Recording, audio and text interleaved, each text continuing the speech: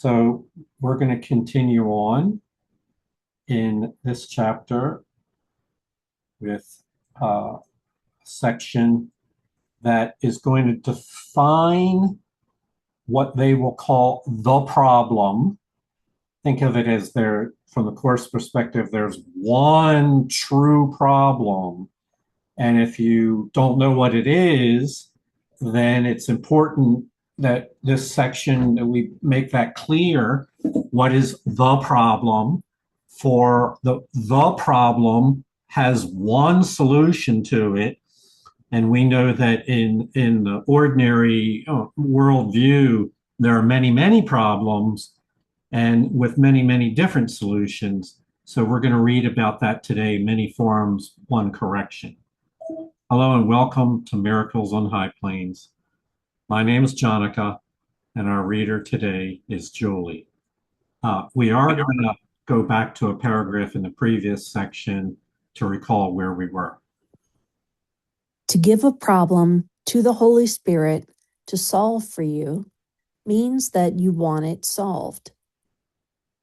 To keep it for yourself to solve without His help is to decide it should remain unsettled, unresolved, and lasting in its power of injustice and attack.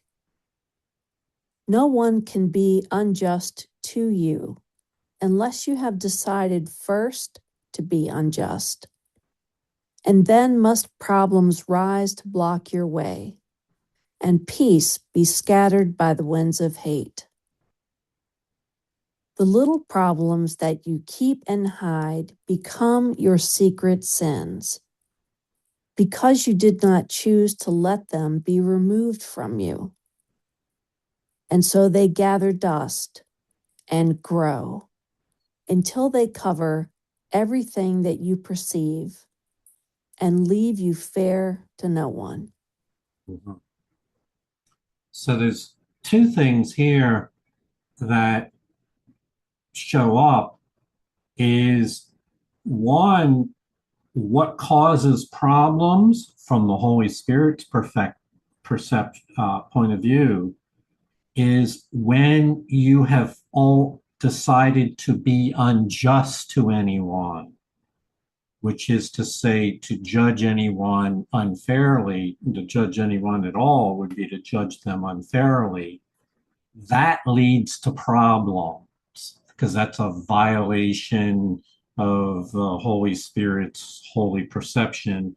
It robs you of your innocence because you wind up making yourself a judge of others.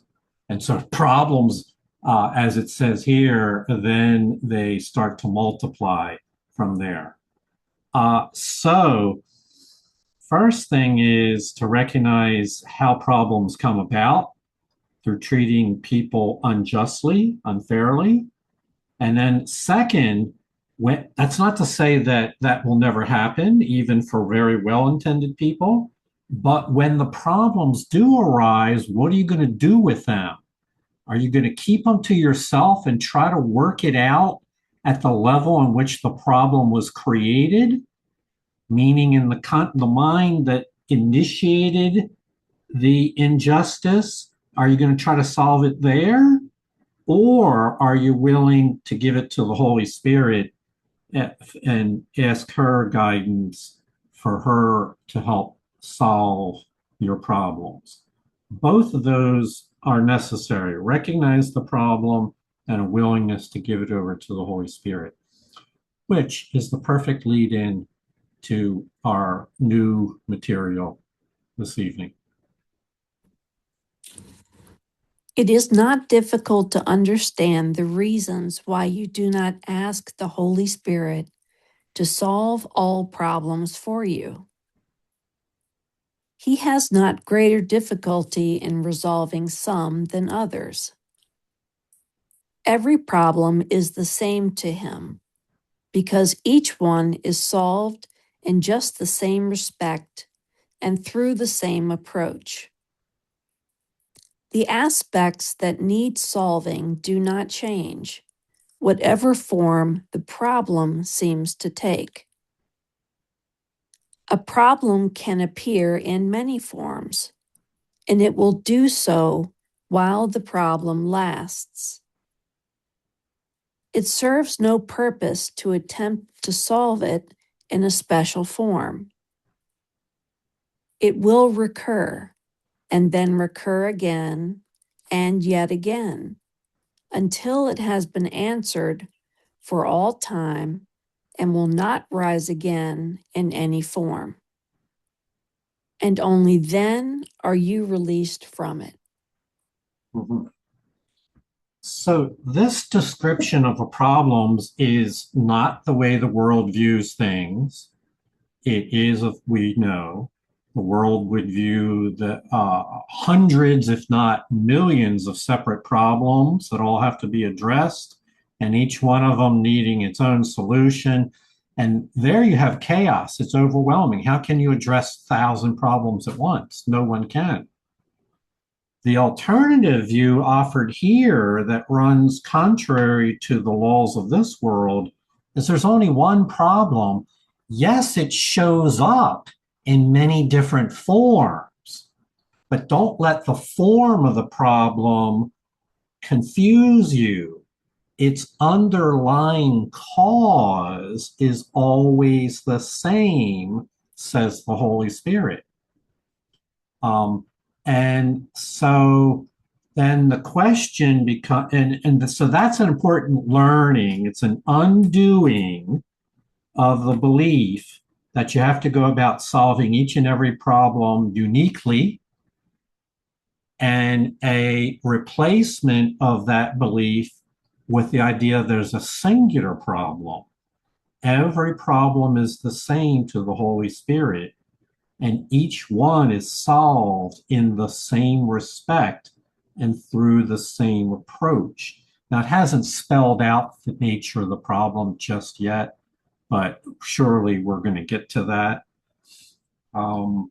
So this would be, can you imagine how simple life becomes if overnight there was only one problem in your entire life and you knew what it was and you had the Holy Spirit to help you solve it, and then all problems would go away?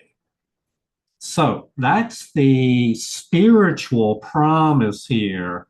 Again, we are talking on the level of relationships with people, and we know how problems can appear in relationships with people. And so this is widely applicable to everyone. And the promise is also that when it's solved, it will have been answered for all time and will not arise again in any form. So that is what we would call great and precious promise. Solve the problem and it'll never return. The Holy Spirit offers you release from every problem that you think you have. They are the same to Him because each one, regardless of the form it seems to take, is a demand that someone suffer loss and make a sacrifice that you might gain. And when the situation is worked out so no one loses, is the problem gone, because it was an error in perception that now has been corrected. One mistake is not more difficult for him to bring to truth than is another. For there is but one mistake. The whole idea that loss is possible and could result in gain for anyone. If this were true, then God would be unfair. Sin would be possible, attack be justified, and vengeance fair. In the mind of Creator, every member of creation is blessed and blessed equally. No one lacks the full blessing an inheritance from the Creator. The error is believing that some people have come up short and don't have the gift or have a lack of divine touch in their life. The one mistake, the idea that some form of loss or lack is possible. And then, now we're referring to the ego's world here now, the belief that some are at a loss and that one person's loss is another person's gain. Have you not heard that idiom before? Your loss is my gain. And so the idea is here specifically called out is a belief, a demand that someone give up something so that you might be better off. Sometimes in competitive corporate worlds, they talk about pushing other people down so that you look better, so that you might be praised, achieved, and everything, but doing so at the cost of others. And there are, of course, many, many expressions, many forms of how this shows up. And what the Course is teaching is that this is the central problem. The one problem is really discrimination against some people, treating them unfairly, unjustly, in the hope that you might be better off. So, let's see how we can fix, whoops, did I? Here we go, yes. All right, sorry with my technology here. This one mistake in any form has one correction. There is no loss. To think there is a mistake. You have no problems, though you think you have. And yet you could not think so if you saw them vanish one by one, without regard to size, complexity, or place and time, or any attribute which you perceive that makes each one seem different from the rest. Think not the limits you impose on what you see can limit God in any way. So, there's two voices and two choices. There's two perceptual systems here.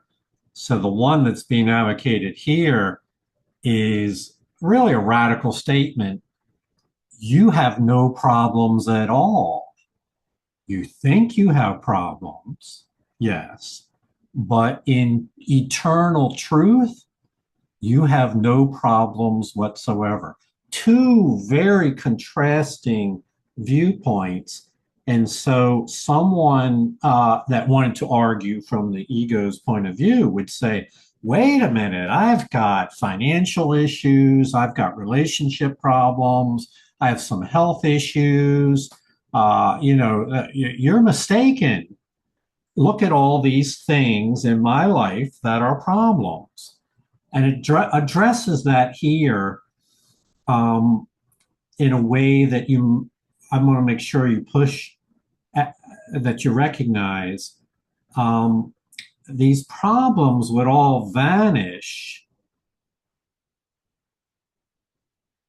if you saw them from the Holy Spirit's point of view. From the ego point of view, we concentrate and invest our perception on the size of things, the complexity, the place and time where it happens, and all the attributes that we perceive makes that situation different from all other situations. That describes the ego's point of view. It invests a great deal in the specific form that's showing up in this place and time. And what, from the Holy Spirit's perspective, all that drama is really nothing. It is just a drama of illusions and need not be believed in or invested in. It's picking out, here's another way of saying it. The ego wants to pick out the uniqueness, the specialness in time and space of your problem and make that different than everything else. Whereas the Holy Spirit wants to say, wait a minute, the things that really matter and that are really meaningful are whether or not you are abundantly blessed by heaven, whether the laws of heaven apply to you, whether or not you are loved and surrounded in spirit. And that is always true, that you have that blessing with you. We read it yesterday, that sacrifice is a loss of awareness of oneness. That our, what the Holy Spirit would have us aware of is that we are part of unified creation that shares a common function and purpose, common destiny, common set of meanings and identity. But the ego would have us forget that and have us lose awareness of that oneness. This is the problem, is a loss of awareness of our oneness.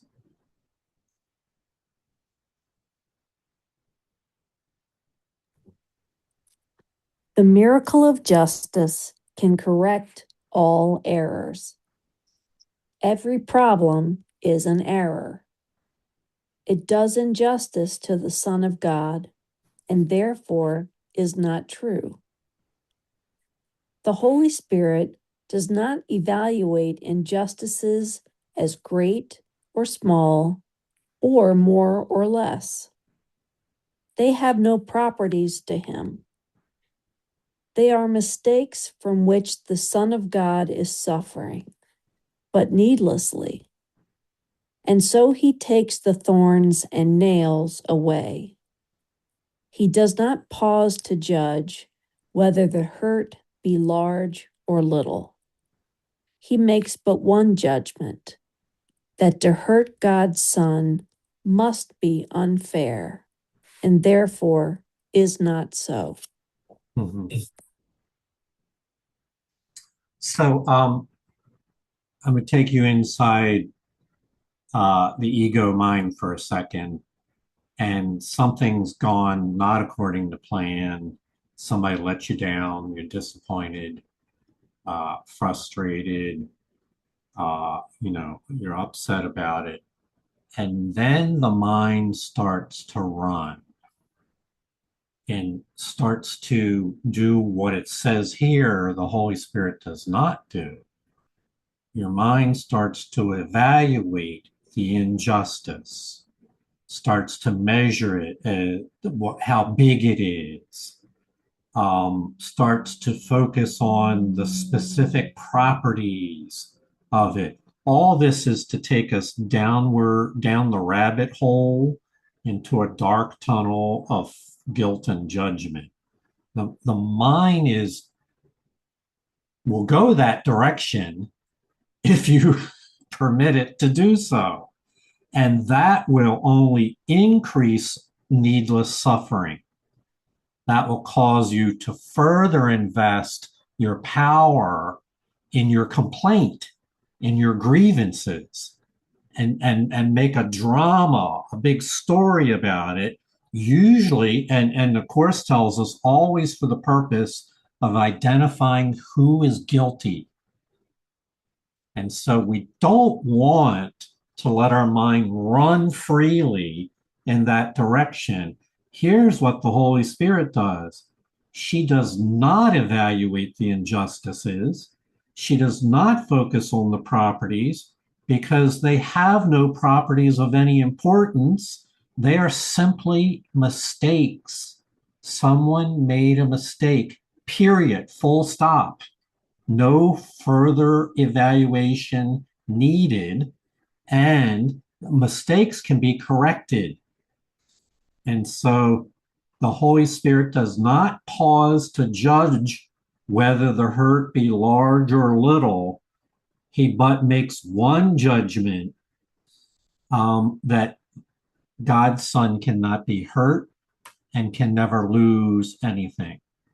Mistakes can be made, yes, but your spirit is infallible, is immutable. It cannot be diminished by any event in time or space.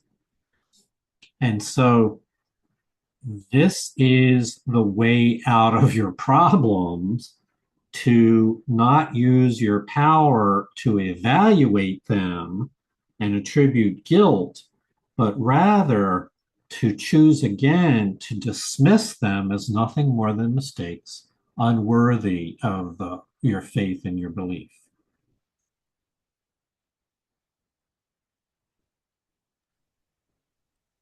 You who believe it safe to give but some mistakes to be corrected, while you keep the others to yourself, remember this: justice is total. There is no such thing as partial justice. If the Son of God is guilty, then is he condemned, and he deserves no mercy from the God of justice. But ask not God to punish him because you find him guilty and would have him die. God offers you the means to see his innocence. Would it be fair to punish him because you will not look at what there is to see? Each time you keep a problem for yourself to solve, or judge that it is one that has no resolution, you have made it great and past the hope of healing. You deny the miracle of justice can be fair. So in many ways, A Course in Miracles is teaching us how to use the power of our mind. In a world where we were not taught how to use the power of our mind, in fact, in many ways, we were mistaught by the examples of the world, in giving our power away to problems and judgments and guilts and fears, et cetera, et cetera, et cetera. So it's about being aware that the mind is very powerful. It creates a world, a perceptual world for itself, and that you have a choice in which direction you point the power of your mind. And the error, a mistake, looks like each time you keep a problem for yourself to solve or judge. That's giving away your power to the events of time and space in this world. And we know that there is no resolution of a problem on the level on which it was created. You can only resolve a problem by going up to a level greater than was the source of the problem itself. And yet, in the world, will teach you to try to solve the problem on your own. This would be a mistake, and this is why we need mind training, so that we not default to our instinctual nature to do it ourselves, and instead pause and realize that there is another choice available here, that we can turn to a higher source and so to speak, join with her perception, the Holy Spirit's perception, so that we might see the problem from a higher place and realize that it's not worth the price of your peace. Judging the problem is either we judge the problem for ourselves, and if we do, we sacrifice our peace.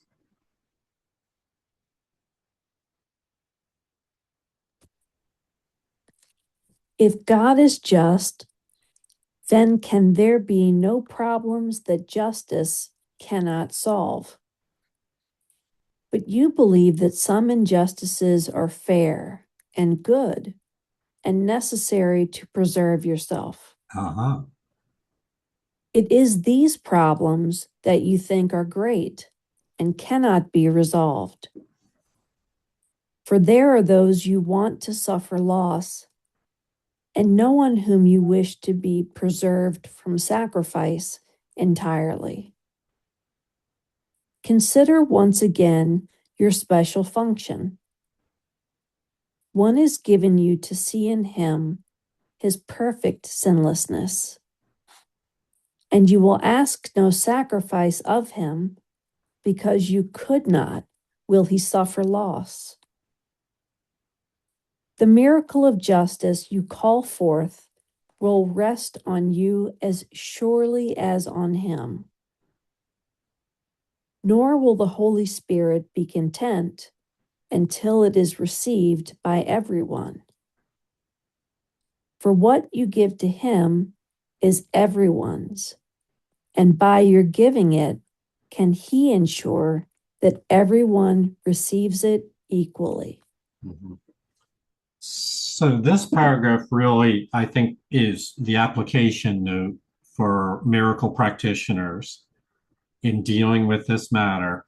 You'll remember it referenced a moment ago, there's no partial justice where, and so let's just do a thought experiment for a moment and say we're students of miracles and we're really applying ourselves as best we can to this, really making our best effort. And we get to a good place where 90% of the things that used to bother us no longer, we let it go. We stop dragging ourselves through that battlefield. And now we got the 10% that's left. These are the things that we've made special in our life. It can take many different forms. We're not concerned with what form it takes here, but you probably know what those things are because they've occurred to you again and again and again. These are the things that you, in your little mind, you truly believe that this injustice is fair and good and is necessary.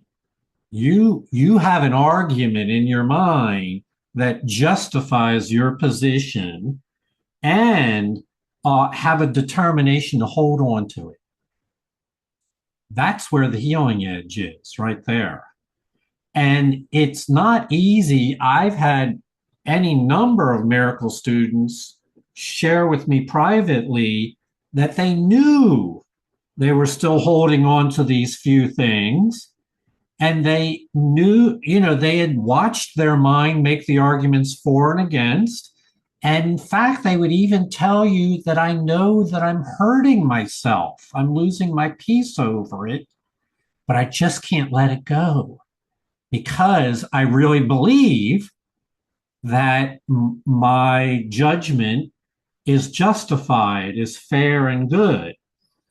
So this is where this is how we heal, is to come up against that edge. This is where the work is. And so what does it say to here? What's the advice? Is to remember that we all have a special function, a part to play in God's plan for salvation, and that there is no such thing as partial justice. That partial justice is another word for injustice for some. And that this role that we have in God's plan rest on you, the blessings rest on you in accordance with your giving the blessings to others. And the plan, and that goal, this is, think of it like a journey to a better place. That goal, the Holy Spirit will not be content until fairness, divine justice, perfect equality has been received by everyone. And that means in your mind that there are no exclusions from your blessing.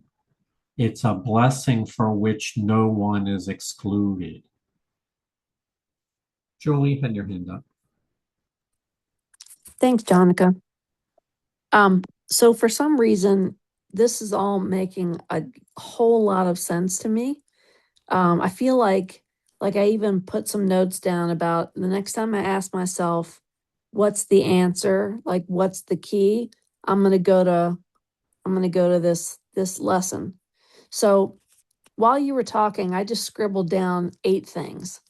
8 things that I would say still trouble me from time to time. And I'm looking at these 8 things. And while you were talking, it occurred to me that, a way to relate to this would be to also ask myself if I'm willing to list resentments that I am or am not fully aware of, because this is the relational solution is the solution, right? Yes. So, I might think that I just can't let go. But, what I wrote down in my note was that I won't let go until I believe that I no longer need to suffer, nor does anyone else. So for me, the key is not self-absorption. It's really asking for a light to be shown on the resentments that I'm holding. Thanks. Yeah. Yeah, thank you, Julie. These resentments, we all have our list here. It refers to it is the things that we believe are all woven into like a nest. They're hard to untangle for our minds, but not for the Holy Spirit. This is why we need a guide to divesting the power of our mind from that dark nest so that we can be free. And we can't, because we built the nest with our own thoughts and judgments, we're the only ones that can give approval for it to be undone. Okay, so your special function will remind you that you have a part to play in the Holy Spirit's plan for perfect equality for everyone.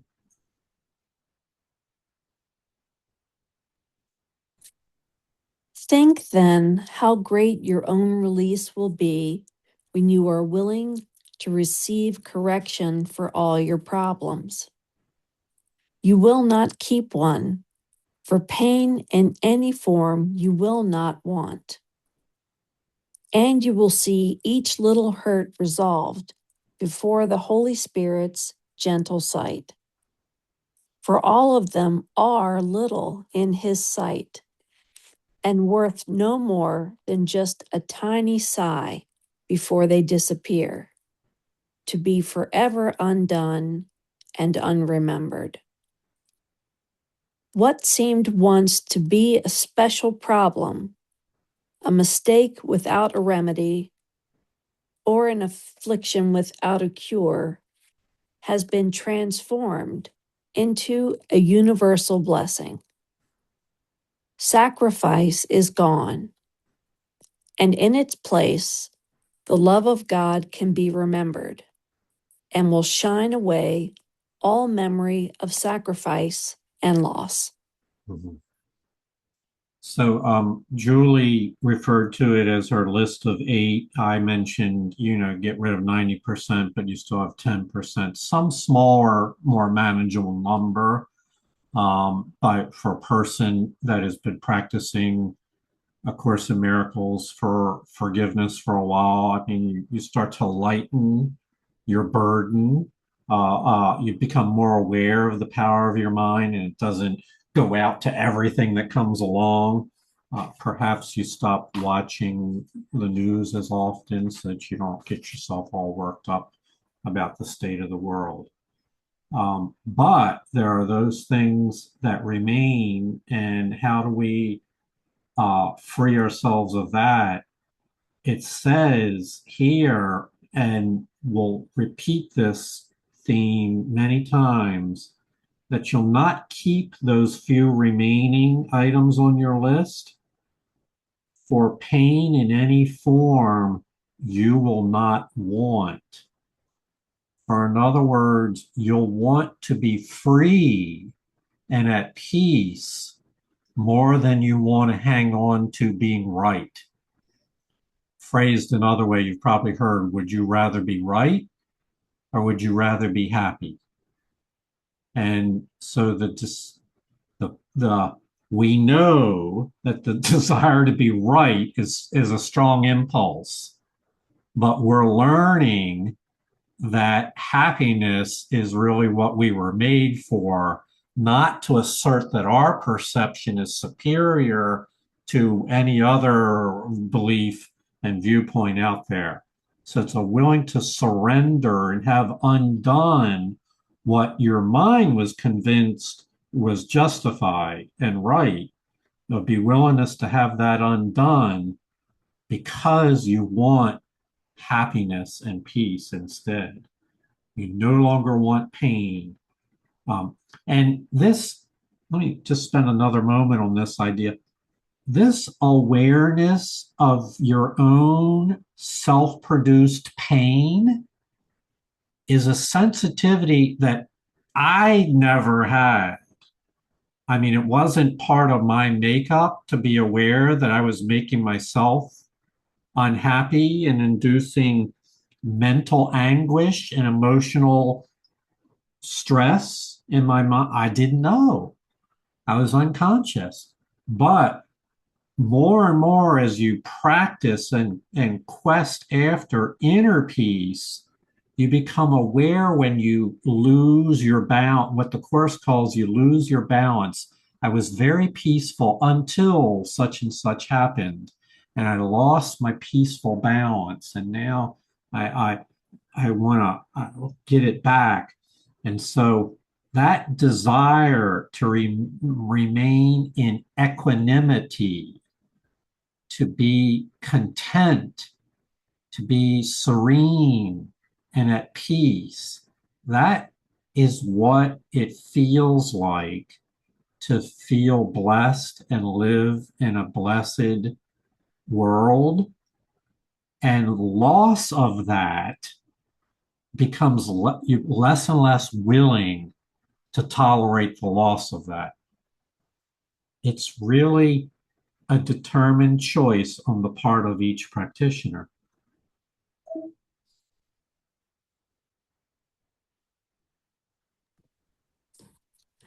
God cannot be remembered until justice is loved instead of feared. He cannot be unjust to anyone or anything because he knows that everything that is belongs to him and will forever be as he created it. Nothing he loves but must be sinless and beyond attack. Your special function opens wide the door beyond which is the memory of his love, kept perfectly intact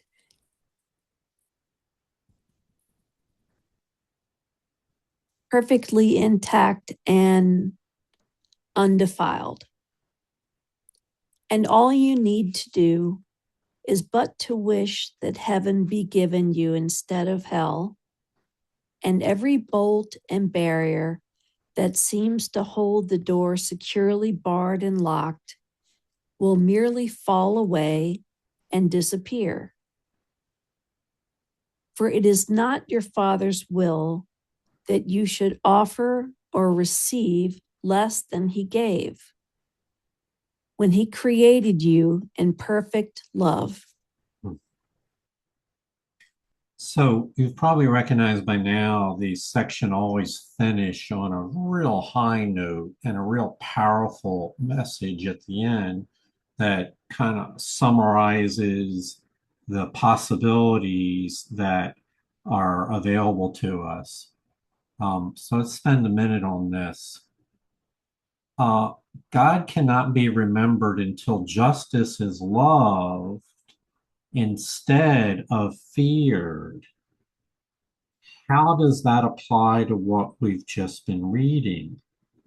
That while my lower mind might feel like that person really is guilty, and I really think that they are wrong and deserve whatever they get, that's really, in this context, fearing justice, fearing that they will not have to pay a price. It's an egoic point of view. It's wanting them to have to pay for their wrong. I'm talking about the things that are short on your list, the things where your mind is reluctant to divest itself of your belief in specialness towards any person. And so, what does that do to one's mind? It creates an obstacle to the awareness of love, and God will not be remembered until the justice is loved more than the injustice. Said another way, until the justice is loved more than the belief that loss is justified in someone's behavior or actions. So this is why much of this course is not intellectual at all. It has to do with what you hold in your heart.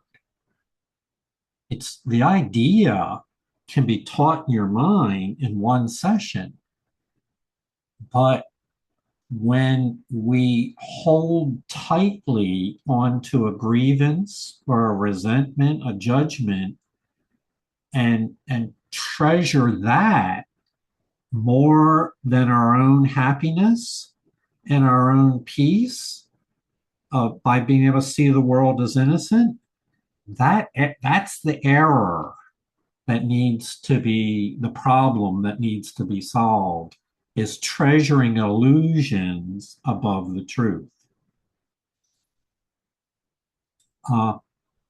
And then it concludes with this description of the Father's will, and that is that everyone is equally blessed. He knows everything that is the Creator's will belongs to everyone as the Creator created it, and that no one should receive less than what the Creator gave when He created you in perfect love. And so this is the restoration of your mind to the awareness of oneness. The Creator gave to all in perfect love, and this is a continuous process. It's not a one-time event, and that it's God's will that no one should be offered anything less or receive anything less. And so anytime our minds want to hold on to an injustice a sense that someone deserves to pay or a wish that they be lower than some others, that's really running contrary to the Father's will that no one should receive less than what he was given, which causes loss of awareness, loss of inner peace, and puts one back on the battlefield, which we all know what that's like to be on the mental, emotional, social, psychological battlefield.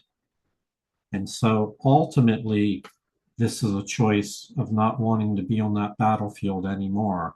No matter, even if your mind is convinced itself that you're right to hold that grievance, and this is where I would say the deep work is that you, like Julie did, I really admire what Julie did is that she was able to explicitly identify 8 different items that in her worldview she was still holding on to.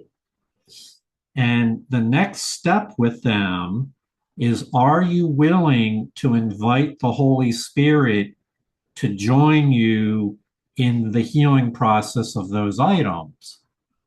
Are you willing at this time to invite the Holy Spirit to join you? And many times I've been in a situation where I could say, no, not really. I still want to hang on. I'm not ready to give this up. But eventually, it's the nature of this program that I soften up over time and no longer become so rigid, wanting to hold on to my grievances. And then it gets to the point where I don't know how to fix it myself, but I do know that I can place it into the hands of the Holy Spirit. And I do know that we can all trust the Holy Spirit to undo the knots that are in our minds, and so that we might be set free and be at peace. This is the essence of forgiving, to give it forth to the Holy Spirit so that you no longer choose to hold on to injustice and fear instead of love and peace. That's as far as we're going to read this evening, I think. Yes? Is that the final paragraph? I think so. Yep. Yep. Okay. All right. Thanks. Sometimes in the digital environment, it's hard to know exactly where you are in the, it's easier with a book sometimes. So thank you all. That was the Holy Spirit's approach to the problem of this world, is a belief in hierarchies where some are deserving of a blessing and others are not deserving. The way I like to phrase this is, I'm willing to love some people, but in my mind, there's this confusion about being unwilling to love others. And that's the problem, is separating people into different categories. And once you see that in your mind, know that that causes you more problems, that you're creating your own problems for yourself, and that healing is possible if we're willing to let it go. Thank you all. Many blessings to you. Have a great week. Julie, thank you for your reading, and we'll look forward to connecting again soon. Namaste. Namaste. Thank you, everyone. Thank you, Have Julie. a great night. Thank you, Julie. Thank Yeah, you, you're Jonica. welcome. Thank you, Julie, for your honesty. Really, You're welcome. it's inspiring. Good